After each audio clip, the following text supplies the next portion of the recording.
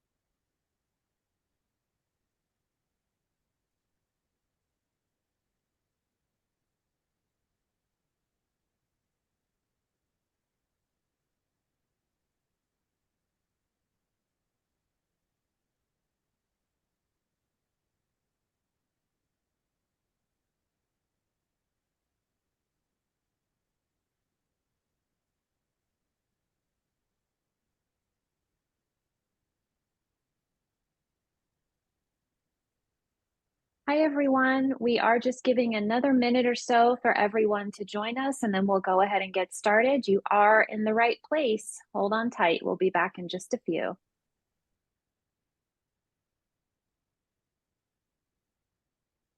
I don't know what world you live in, yeah, but we don't have very lawyers who say, oh yeah, I'll just give up. Because even with the worst case, you still got a 50-50 shot.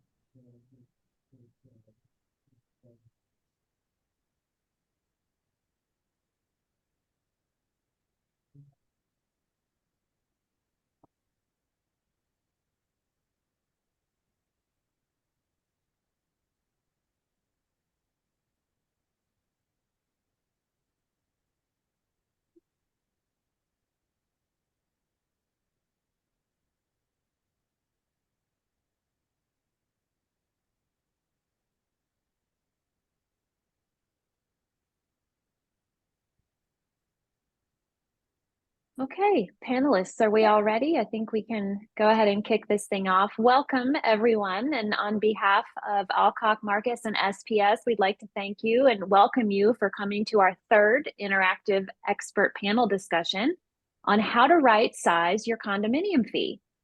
Today is our final session, and we are specifically going to discuss today how we can use the information that we gathered and the work that we did in sessions 1 and 2 to create an actionable plan and then work through how we can execute that plan. I'm going to introduce our panelists and get us started momentarily, but before I do, I'd just like to remind everyone of a few items. We ask that you please ensure that your computer microphone is set to mute so that we can minimize distractions for our speakers. After our brief panelist discussion on the topic, we do have plenty of time to open up the conversation with all of you and hear what's on your minds during our dedicated Q&A portion. And so as the discussion progresses with our panelists, please feel free to submit any questions that you'd like them to address using the button at the bottom of your screen that says Q&A, and we'll be sure to answer them after the discussion. We are going to be recording today's session, and we will, of course, share that along with the slides via email once they're available. And as I mentioned, today's session is the final one in our three-part series. So whether you've joined us already for one or both of those previous webinars, or if you're joining for the first time today, we do want to thank you for spending your valuable time with us. It says a lot about the quality of your community leadership that you're proactively seeking this information and perspectives on this topic to ensure the successful future of your communities. So by now, I'm sure you're familiar with our three panelists. We're grateful to have them with us for this final session and to help us explore this right-sizing fee question from their various perspectives of expertise. Our first panelist is Norm Orban, who is a partner with Alcock and Marcus with a focus on representing condominiums and homeowner associations in Massachusetts and Maine. Norm has been an active member of CAI New England since 2017, and he's currently on that board of directors. We also have Ralph Noblin, an engineer and the founder of Noblin and Associates, also a past president of CAI. Ralph is an expert in building envelope technology for condominiums and building repair and restoration. And Eric Churchill, vice president at SPS. Eric works hand in hand with board members, property managers, and other professionals to help communities craft accurate, practical, realistic, and actionable plans that meet their specific needs. So we've spent the first two sessions discussing the factors community associations must consider in order to have long-term and sustainable outcomes. We've worked through a three-step planning framework to help you make a facts-based decision. Starting in session one, we walked through collecting the necessary data so that you're armed with the facts. And then we discussed calculating the fee and quantifying the gap between where your fee currently sits and where it needs to be. And so now that we've taken those two steps, we're ready to walk through how you can use that information to create a plan that's actionable and then execute it. And so to help us get there, Norm, Ralph, and Eric are going to walk us through the ABCs of community planning today. A, what are the things that your association needs to do to ensure that your plan is consistent with your fiduciary responsibility to the community? B, thinking about the facts that you gathered in step one of the process, how do you go about doing a sanity check on those facts? And C, in order to be actionable, your plan must be SMART, shared, measurable, achievable, relevant, and time-based. And we're going to walk you through how to get there. So with that said, let's have Norm start us off with aligning our plan to fiduciary responsibility. Norm? Hello, everyone. As Allison mentioned, my name is Norm Orban, and I am a partner here at the law firm of Alcock and Marcus.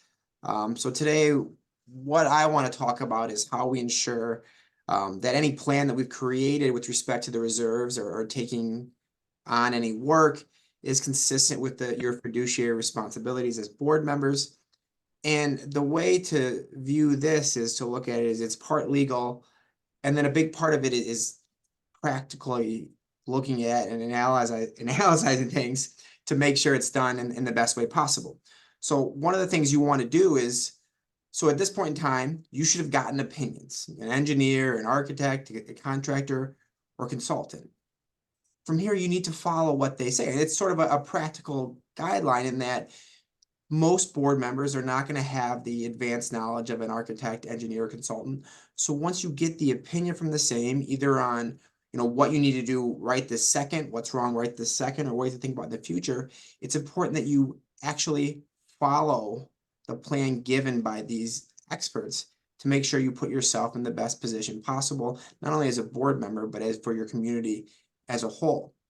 The next thing you need to do is establish pricing for work that needs to be done now and for the future. And this is where some of the practical parts come into play, in that you're going to have to pay for these repairs one way or another.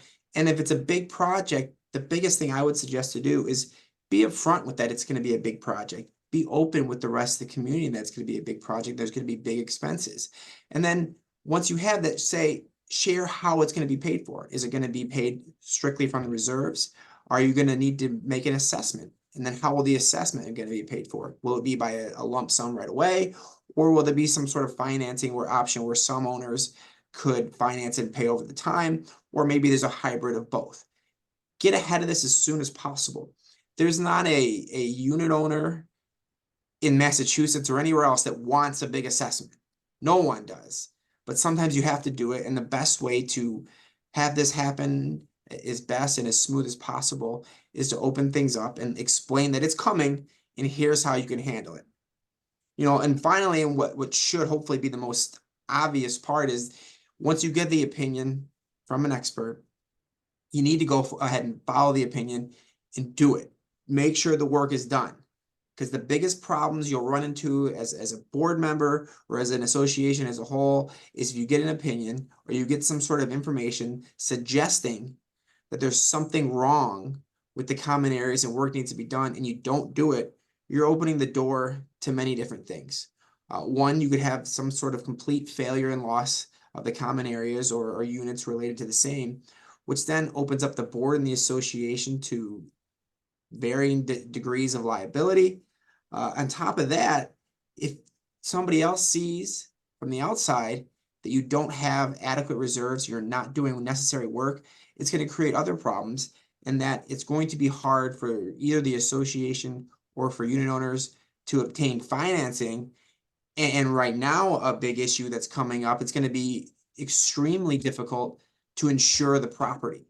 So once you get this opinion or find out that work needs to be done, no matter how soon that is, it's time to take the steps to make sure that it's done and done at a reasonable time frame to make sure that your associations is in the shape that it should be.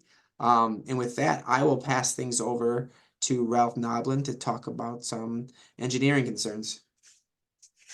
Good afternoon. Build a plan on a foundation of facts. How do you sanity check the foundation facts? It's just common sense. I'm reminded of an expression back in the day, that's crazy talk. When the reserve studies were presented to boards and homeowners in the past and the summary was perceived as overwhelming, it was difficult to accept. And that was years or decades before the work was anticipated to be done. Those years and decades have passed, and the time is now. Things wear out, whether it's a building envelope or potholes in the pavement.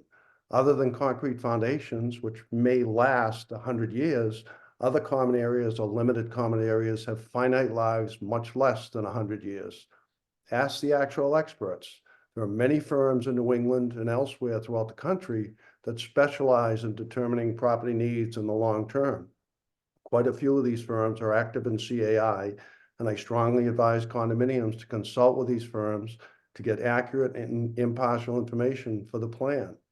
More common sense, whether it's leaky buildings, deteriorated roofing, siding, windows, doors, or shaky decks, these conditions will only get worse. In addition to visual inspections, an invasive survey can help to define the extent of these deficiencies. In my 50+ years in the residential construction industry, I've had a close-up view of aging buildings and site elements to comfortably state that a serious plan is critical for success. With that, I turn this over to Eric Churchill. Thank you, Allison. Thanks, Norm. Thanks, Ralph. So we've spent these 3 meetings working towards creating an action plan. And as we think about the action plan, I want to consider 2 different aspects of it. One is the actual planning process, and 2 is the importance of alignment across the stakeholders, the owners, the board members, and other stakeholders. I am sure many of you have heard an acronym SMART, standing for when we think about setting goals, setting timelines, managing to an outcome. SMART stands for shared, measurable, achievable, relevant, and time-bound. Those are proven approaches, or the SMART approach is a proven approach to good planning that many of you may be familiar with. Some of you, it may be new and a tool that you could use. And for some of you, it may be something that is not interesting and not relevant, which is fine as well. We're gonna leave this slide up here for you to sort of familiarize yourself with these 5 aspects of good planning, and spend some time talking about the importance of alignment, because that's what's not often included in the process, is understanding how best to get owners, board members, and the other stakeholders aligned around a plan. So how does alignment happen? You put a plan in place, and usually that plan originates with the board. So the first thing that happens is the board members can look around the room, look one another in the eye and say, do we agree on our planning process? Do we agree on our goals? Do they follow this SMART approach? Maybe you do, maybe you don't. That conversation needs to evolve and move forward so that the board can function, understanding that moving the community forward, to Norm's point, is their fiduciary responsibility, whether or not they agree on everything. So when we think about alignment at the board level, we think of not a unanimous agreement, but a commitment to following these steps that we've laid out, getting the facts, considering the options, looking at the finance, considering your fiduciary responsibility, and then moving forward as a unit, regardless of there being perfect unanimous agreement. So in that case, alignment is the willingness and the commitment to move forward as a unit, as a board unit. Then there's alignment with the community. I don't think it's likely that anybody currently living in a condominium community can say that everybody in the community agrees on everything. And that's not the goal. The goal, again, with alignment with the community is to allow for progress, allow things to move forward, allow for plans to be moved into an action phase with community support. That does not mean unanimous agreement. Again, it means that there's good leadership in place and the community as a whole supports the work that the board's been doing. Beyond that, there's the rest of the stakeholders. There are attorneys, there is your insurance company, there are contract professionals, engineers, contractors, architects, organizing and working together as a group so that all of those stakeholders are aligned on the plan, from our experience, is what ensures that plans move from paper to action, from paper to delivery. And oftentimes that's the piece that's missed, that when there isn't alignment, paralysis follows and communities get stuck. And when they're stuck, the work doesn't happen. And that's when some of the issues that Ralph has shared from his observation start to become more of an issue. So with that, we've got hopefully a little lighthearted finish to things before we move on to questions and answers.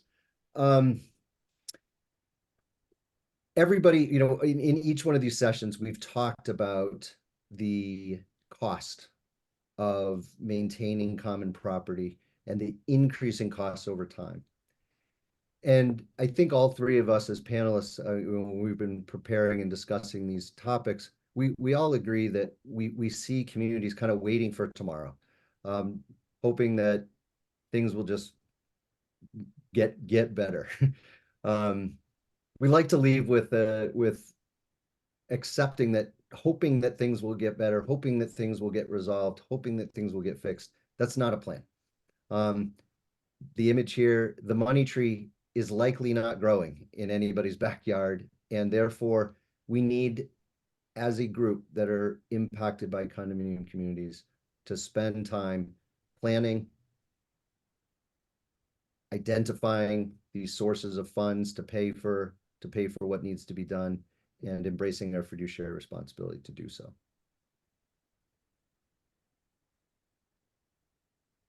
Okay, thank you all. That was a really great discussion. Let's take a moment and maybe each of you could just summarize what you discussed for the group today.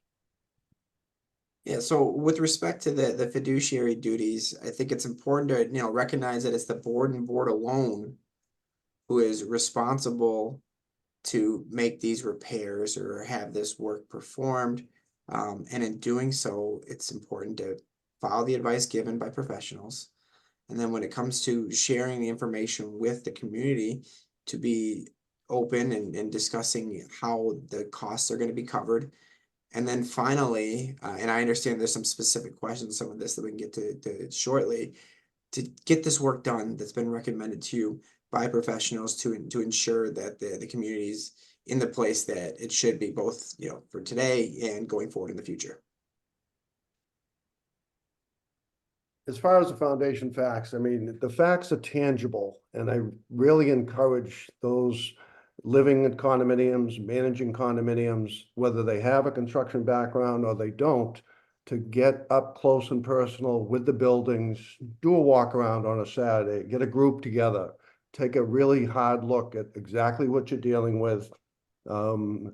Yes, I alluded to the fact that when you're trying to predict 20 or 30 years in the future, it's pretty much intangible. But when you now have buildings that were built in the early 80s, early 90s, they have a track record. They are in a certain condition that is, in some cases, very visible. You really have to get up close and personal with these, even conduct an outside meeting. I think an outside meeting is great with questions and answers as people walk around the property. Because it's there, it's tangible, needs to be dealt with. And on the smart planning and alignment front, just a quick review, setting goals that are shared by the community, setting timelines and goals that can be easily measured so that you know whether you've hit success or not, making sure that the goals are achievable, that they're realistic, and that you can get buy-in from the community, that they're relevant, that they matter to the owners, they matter to the board, they matter to the value of your home, making sure that the goals are grounded and the plan is grounded, and that it's time activated, time bound, where you're setting goals to have certain things done by March 15th, and then by April 10th, and then by September 12th, so that you can track the things that need to get done are actually getting done. Great. Thank you. All right, so we're going to open it up for questions now. Just a reminder, if you have something on your mind that you'd like for our panelists to weigh in on, please do submit it using the Q&A function at the bottom of your screen. Let's start off with a question for you, Norm. I think you're maybe best positioned to kick this one off. What should we do when we distrust the advice that we've received from a consultant or an expert? Yeah, and that's a good question, because it does come up more often than I think people would expect. It's not a perfect answer, but the best answer I would suggest to you, if you don't feel comfortable or don't like what you've heard from one person, I mean, the next best step would then be to go find one or two other people to provide the same sort of opinion, or see what their opinions or options you get from them. The trouble always becomes, once you get an opinion from a so-called expert, that opinion's out there, and it's going to be a board record of some sort of time. So to the extent you distrust him, what I would suggest is you need to have somebody else go through and provide their own opinion. Perhaps they'll agree, perhaps they'll disagree. But if there is an opinion that you distrust, you don't do it, and he turns out to be right, that's when you run into the problems of liability, in that if somebody else finds out about that and there was damage to their unit, it's going to lead to a potential liability against the board, to some sort of negligence claim. So if your gut or something is telling you that you don't believe, or there's something off with this consultant or expert's opinion, the best way to respond to that is to go out and talk to somebody else and provide a different opinion. Great, thank you. Eric, your hand is raised. Do you have something to add? Yeah, I thought I would add, and I think it's important to maybe to call this out. From our experience, we see two different kinds of distrust. We see what I would call genuine distrust. You look at something, it just doesn't feel right. There's another category, which is you're getting opinions that you don't like, and we see a lot of that. And I think it's just important to call out. There's a difference between not trusting someone, and then I think following Norm's suggestion of getting second opinion and digging deeper, and another path which can be dangerous, which is in search of the opinion that you like. And that's we do see a lot of that. That can be that can lead to you know, a really bad outcome. So I think differentiating between distrust uh, and the content being uncomfortable is important.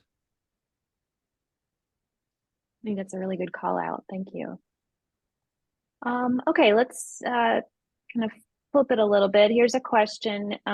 What would be a good example of digging into your reserve funds? On the flip side, what would be a bad example? Yeah, I mean, I could start with some sort of thoughts on that. So technically, your reserves are supposed to be funds set forward to replace, repair, or rebuild common areas. So your good examples would be to do an envelope project where you need to repair things from the common areas. That's exactly what your reserve fund is for. You know, a bad example might be, well, we want to put in a swimming pool that doesn't exist before. We'll use our reserves for that. That's not really what your reserves are for. They would be more so for if you already had this swimming pool and you were doing a project to maintain it, repair it. So really, reserves, when you think of them, it should be along the lines of maintaining, repairing something. Anything that's not really related to that is not technically what your reserve fund should be used for.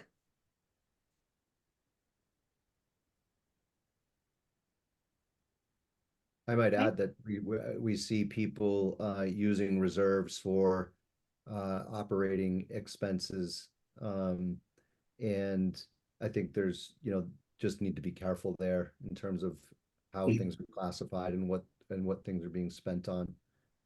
Um, the other the other potential misuse of reserves would be using them for a short-term fix instead of the long-term investment in sort of the capital infrastructure. Yeah, just to add to that, I think painting is always brought up as an item that could be significant dollars. It does relate to preserving the buildings, but the IRS, last I checked, don't consider painting a reserve item. They consider it an operating budget item.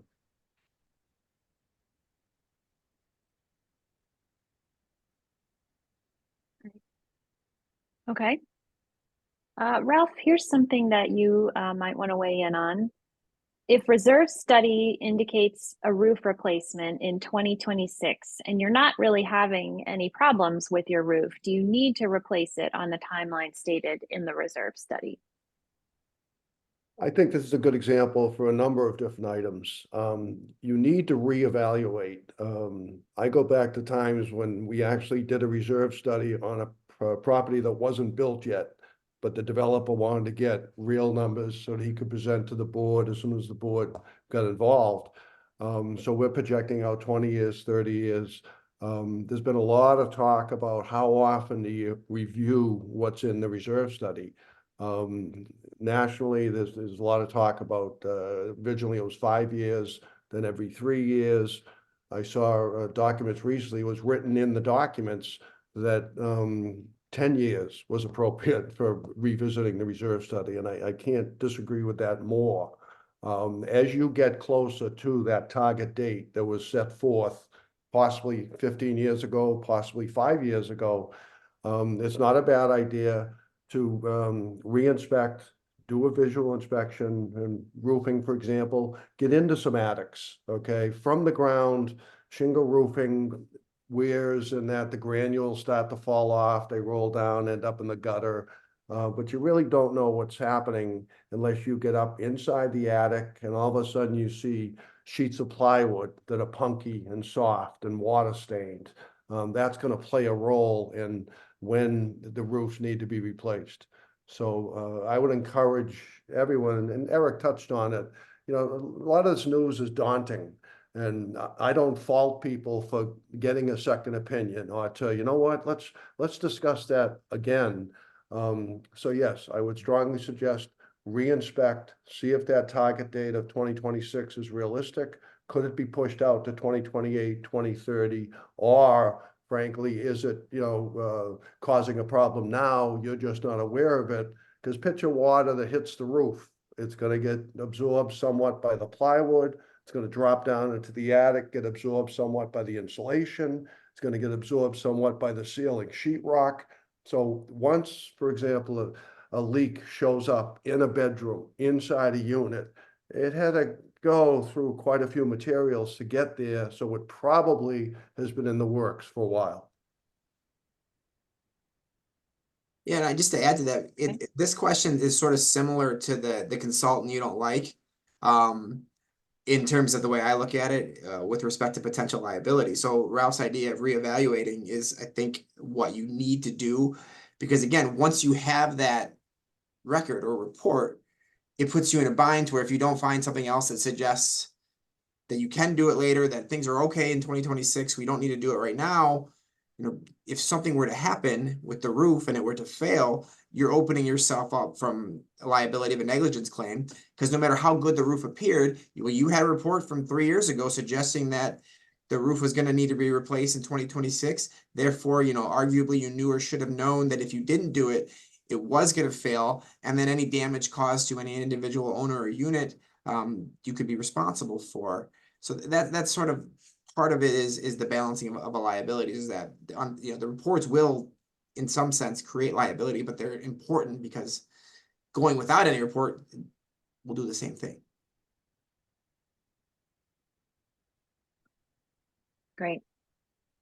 I'd like to double click a little bit on that topic of alignment that you spoke about, Eric. We had a pretty insightful comment here that it's frustrating when the board is often in a different place or a mindset than the homeowners. And so it absolutely takes time to educate owners before you can build alignment.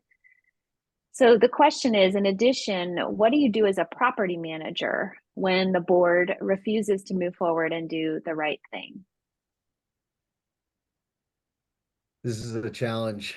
And I think this is not restricted to condominium communities. When two people get together and try and figure out how to spend money, and they don't necessarily agree 100%, it creates a challenge. Often that challenge just results in paralysis. So the approach that we've seen to be most effective is sticking to a sequence that builds to a plan versus, we call that sort of the garden hose approach of taking these small proximal steps, as opposed to a fire hose approach that says, oh no, here's what we got to do, and everything's coming all at once. So just quickly, what does that look like? It starts with a conversation around the facts. What is the issue at hand? Maybe getting a second opinion early so that the stakeholders are at minimum in alignment. Again, not 100% agreement, but in alignment that something needs to be done. So then you can move on to step 2 and decide what needs to be done, and spend some time in step 2 until there's alignment on what needs to be done. Then step 3 might be, how are we going to pay for it? Spend some time there looking at all those options and building alignment across all the stakeholders in how you might pay for it. Step 4 might be, how are we communicating all this information amongst ourselves and to the greater community at large?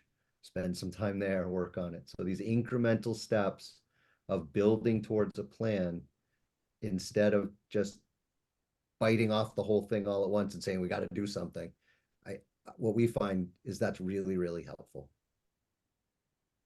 Yeah, and I hate to keep tacking on with the liability aspect here, but one thing you can do as a property manager is either say, I think you should talk with a lawyer or somebody else that you could be creating liability. Because from what I understand, that if you have some work to be done and you don't do it, it could create problems for not only the board, but for the association, because that's absolutely the case. In the end of the day, there's nothing you can actually do, even as attorneys, or sometimes the attorneys and property managers, when it comes to these situations, sit in similar positions. But you have to tell them, I think, hey, that I think you're doing it. This is what you should be doing, and if they don't listen to you, it's sort of it becomes the board's problem, which we don't want to have happen. So I think the best thing you can do is reiterate the ideas that, guys, we know about problems. We have to do something to fix them. And I think that's the biggest thing a property manager can do in the instance, even if a board doesn't listen, is to constantly, suggest to, look at other ways, or we really need to do this. We got to figure out a way to do something here, or else we could be in big trouble. Thank you. All right, we have another question on the topic of reserves. We have a few board members that feel the reserve can only be used for large-scale reserve studies.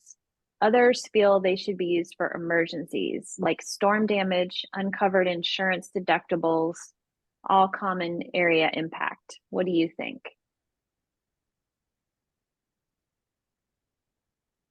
Well, let me touch on this. I think that over the years, I observed the pot of money effect, where there's a certain amount of money in reserves, whether it's 500,000 or maybe $1 million.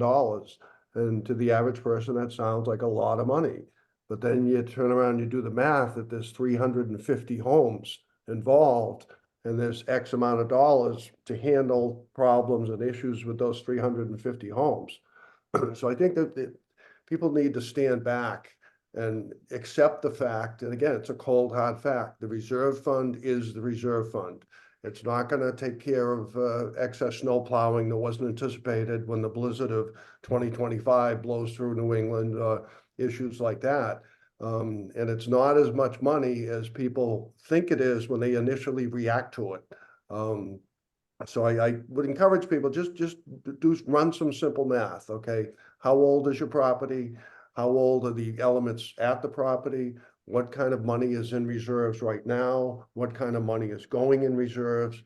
Toy with the numbers a little bit, and I use the word toy very carefully, just to get a feel for, okay, do we have literally $500 per house to handle roofing, siding, decks, sidewalks, driveways, etc. So yeah, the math can get skewed because of this quote pot of money.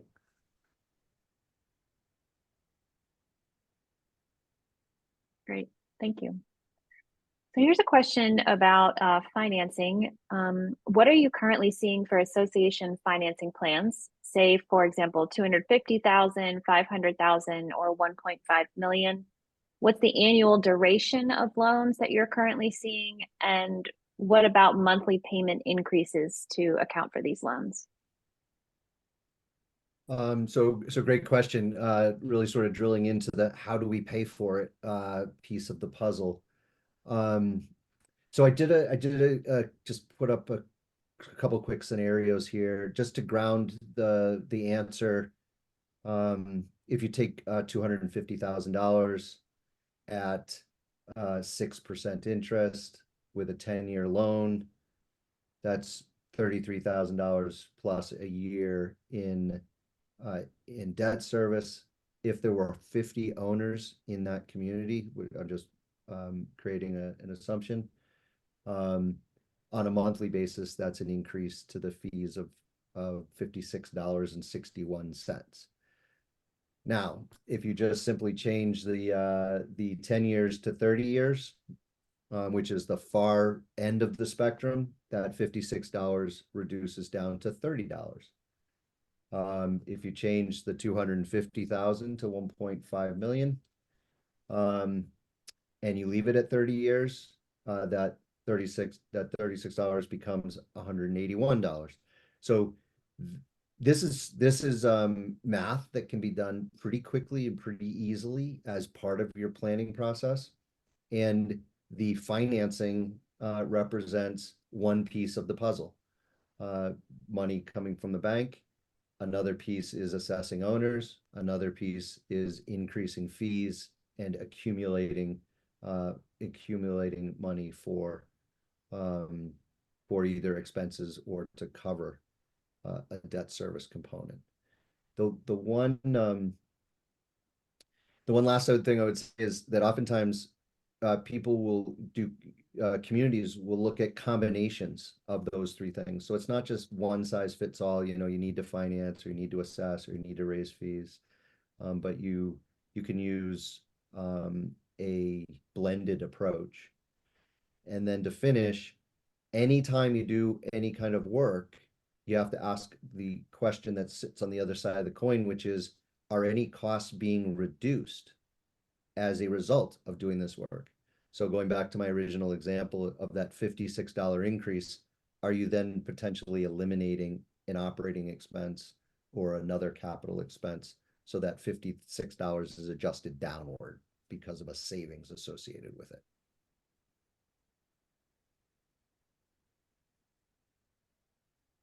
Great. So to add on to that, Eric, do you recommend that those loan payments be added as an assessment or built into the monthly fee? Well, again, I think that's a community by community, approach. I would say the vast majority of communities that we work with look at what we would call a ramped fee increase as the least disruptive, financially disruptive approach for funding a large project. So looking at fees that, let's say we're at $500 a month today, maybe increasing fees $50 a month each year. So one year it's 500, the next year it's 550, the next year 600, and so on, so that the fee increase keeps pace with the debt service requirement. Some sort of ramp like that tends to be the least disruptive. That said, there are communities we work with that say, let's rip off the Band-Aid and everybody write a check, and let's just put this behind us. I would say that the one advantage of financing is it allows for work to be done today and then paid for over time as the finished work is enjoyed by the people living in the homes. So that way it's the cost of any kind of restoration work is shared evenly out in the future for the people that are benefiting from the work being done. Great, thank you. So Norm, we've had a request, hoping you can give us a bit of a refresh on the Massachusetts condo reserve obligations, specifically related to the two reserve types. So with Massachusetts, there's just a requirement to have an operating and a reserve account. Interestingly, with respect to it, Massachusetts is one of 12 states to actually have a statutory reserve requirement. The requirement, I think we touched on this in the first webinar. All it says that you have to have adequate reserves, which really isn't necessarily helpful. The two states that actually do have requirements are similar to the requirements by Freddie and Fannie, which are a 10% requirement.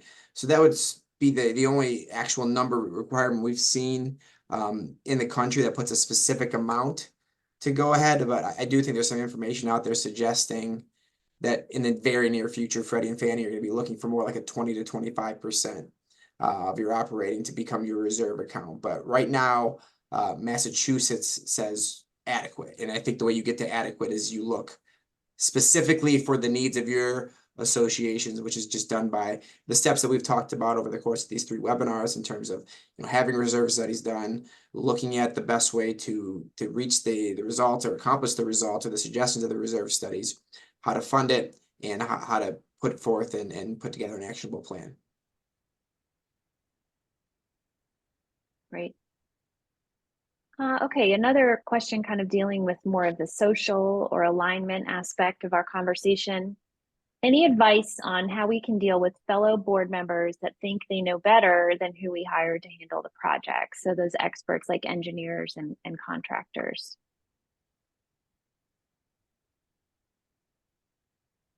Yeah, I think that's going to vary on the thing. It's always funny that, the worst board members for me sometimes are lawyers, or sometimes they're the best board members. And the worst or best board members can also be in this situation is our engineers or architects, because sometimes they know just the right amount to be helpful or to be unhelpful. And I think it's just a process. It's unfortunately, there's no perfect solution here. It's evaluating each step and each person and each moment and trying to come up with a plan. And I hate that it's not like really a perfect answer, but you have to sort of know that person and what are your requirements to pass on? Do you need unanimous board approval? Well, then you really have to work. Do you need 2 out of 3, 4 out of 5, 3 out of 5? Well, then maybe you just work on the other board members and look to pass it. It's not as I think everybody would like everything to be unanimous decisions by the board, but that's not how most condominiums are set up. So if it comes to that, you can get 3 of 5. I would suggest that's the route you have to take. I would add to that I think sometimes the work that is done surrounding the common property is perceived as being very complicated because it's large in terms of the numbers. Ralph, I think, said it really well. He used the word common sense twice, like in his conversation. It was, common sense and more common sense. I think there's a sanity check here where is common sense being used? If there is water infiltration into your buildings, that is a problem, whether or not it's dripping into someone's home or not. Common sense would tell you you don't want water in the wall cavity of your building. We've heard people say that that's okay as long as it doesn't drip into doesn't come all the way into the house. So I would be an advocate for just keep pounding on the common sense button and make sure that you're passing that sanity check.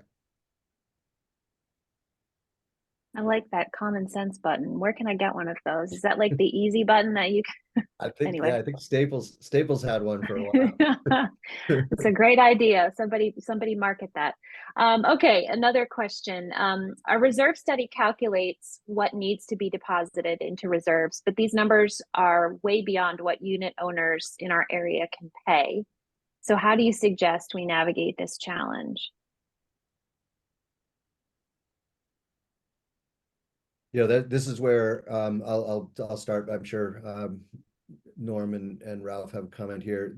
I'll be simple. This is where financing can be a really valuable tool. If you're reserving money to pay cash for work to be done, that means you have to have all the money before you can do the work, which means there's a greater burden on the community and the owners. If you finance the work over the life expectancy of the work, so you're not compromising financing something that shouldn't be financed. If something's going to last 10 years and you finance it 10 years, you then decrease the burden. You increase the total cost because there's interest, but you decrease the burden on a month-to-month basis to the owners. And that can allow you to get the work done. Yeah, no, I agree with that completely. This is when some kind of financing plan would have to come into play to help the community afford the work that needs to get done.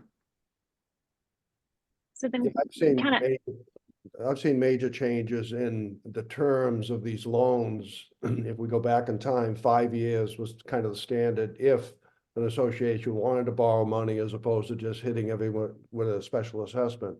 Now going out 30 years sounds kind of daunting, but Eric makes the point. It makes perfect sense. So you're going to improve the quality of your home and enjoy that improvement. And yes, it's going to cost money, but the numbers, they can be disputable to the decimal point, but the numbers are real, the projects are real, they have to get done, and the we can't do it, it can't hold a day.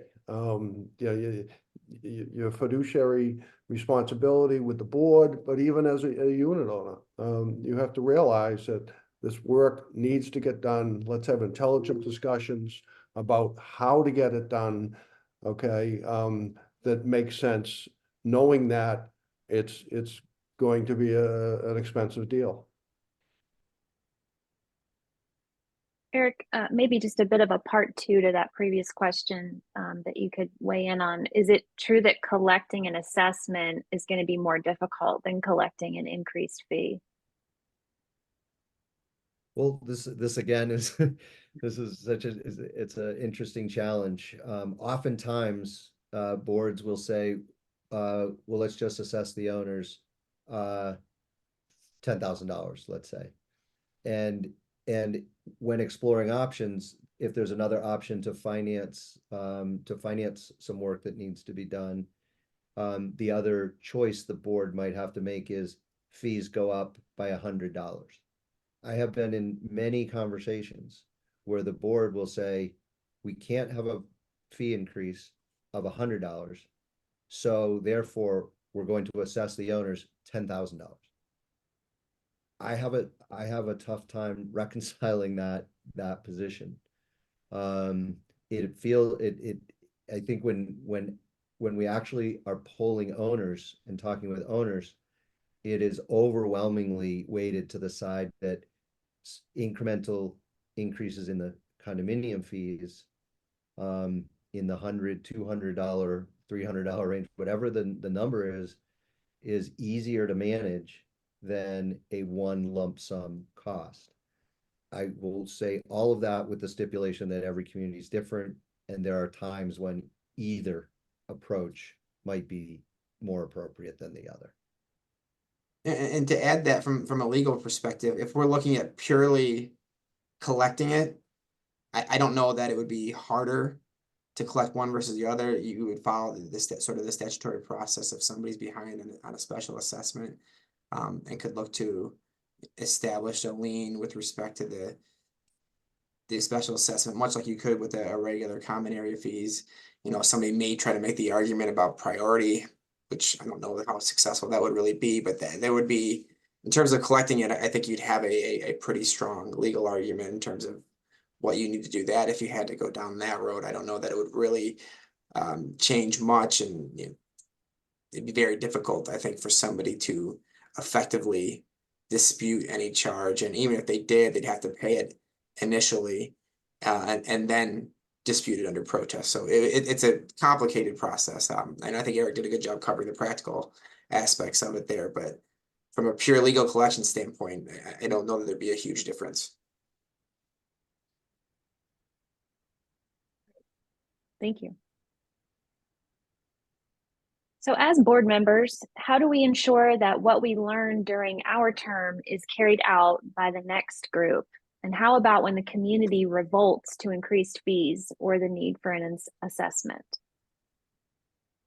So, and this is a big problem. So, and the way the system works is that once you're elected, it's the board who's in control of maintaining, repairing, and replacing the common areas. So at that point in time, from the moment you're on the board to the moment you're off the board, you get to do what you want to do. And the owners can't actually challenge you unless they can vote you off the board. So that's sort of an important thing to keep in mind with the concerns of revolting. I think it's better to do this harmoniously, but you are the persons in power here with the only ability to make these decisions. Now, how to keep it is sort of what we talked about a little bit earlier. I think you have to be as open as you can. There's certain areas that we could discuss more at some other time that I don't think you want to be completely open on, but with terms of financing, everything else, you have to be open. Now, when it comes to a change in board, the way I would look at it, and for me, it's always going to go back to a sort of a liability issue, is the board has knowledge when the board has knowledge. And if the members of that board change, the knowledge that the board has doesn't change. So once you as a current board have this information, what I would suggest you document it, you record it, you make sure it's available for the new board, because whether that they want to do it or not, it's going to be their call. But if you create the record and show that it needs to be done, you're again putting the burden on them to, hey, get somebody else to come up with a different opinion, or you need to do this work, or potentially suffer some very serious consequences for your failure to do so. It's one of the hardest decisions or hardest aspects of this is navigating how you do that. But I will say that the courts have specifically said that if unit owners don't like a common area maintenance assessment, you don't get to challenge the assessment. Your opportunity to change this is through way of the vote and by voting the board members out. So once you're in, you're in. but that's why you sort of have to proceed with the openness that we've suggested so far. Another thing that can help is just if you have a plan and the plan is actively part of the board's monthly meetings, annual meetings, then the plan can survive board transition, and new board members come in, are read on to the plan. They may have some influence on changing that plan. At least it's a stake in the ground that serves as a starting point for new board members. Great. Thank you. I think we have time for just one more question, and then we'll move on to wrap up. The question is it true that if a homeowner files bankruptcy and loses their home, the bank is responsible to pay the condo fees, but not special assessments or supplemental assessments? So it would depend. Every situation is a little different. You would have to go forward with the steps to create the priority lien. And if you had that on assessments, you would have an argument to get 6 months priority over the lien. Or any lien of the bank. Anything beyond that, you wouldn't get, and it would sort of be a case by case scenario, pending, you know, how the assessments were issued, how any payments would have come in, and whether or not the appropriate steps were taken to meet the statutory criteria to put together the super lien. Okay. Thank you. All right, so that's going to wrap up our questions for today. And want to thank everyone for joining us on the journey. What we really want to leave you with after these 3 sessions is that hope, as Eric said, is definitely not a substitute for a proper plan. And given what is at stake here, you really can't leave this to hope or chance. So it's worth the effort of going through this process to plan for something that really has the power to positively change your community's experience. And we thank you wholeheartedly for understanding that and for granting us the time to discuss it with you. Please look for future webinars from us. We are committed to ongoing opportunities to expand everybody's learning, including our own. Please help us tailor these future efforts to you by taking a moment. We're going to put a quick poll up to help us understand what types of information would be valuable for you to learn about.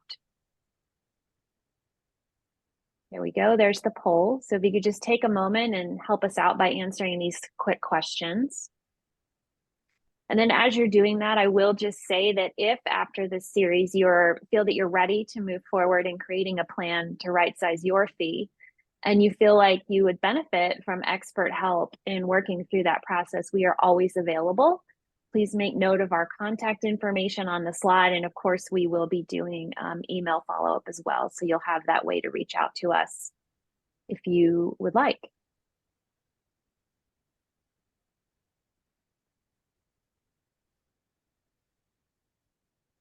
But just Allison, thank you for leading this process. It was really fun and informative from our perspective as well. We really appreciate it. Absolutely. Thank you very much.